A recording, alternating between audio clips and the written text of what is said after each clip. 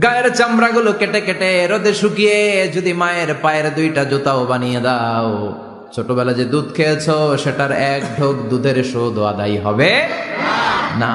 এজন্য মা যে কি কষ্ট করে। এখানে বেশিরভাগই আমরা নর্মাল প্রসেসে পৃথিবীতে এসেছি, তাই না? সিজারিয়ান বেবি খুব কম, থাকলে এক দুইটা।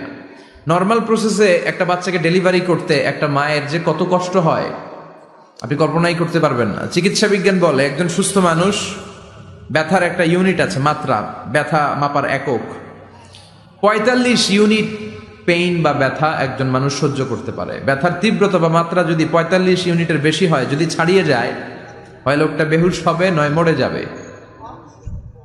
আমার আর আপনার মা যখন আমাদেরকে নর্মাল প্রসেসে ডেলিভারি করেছেন, তখন তারা ৪৫ না 57 ইউনিট প্লাস ৫৭ থেকে ৬০ ইউনিটের পেইনও তারা ছাড়িয়ে গেছে। ৫৭ ইউনিটেরও বেশি ব্যথা তারা সহ্য করেছে।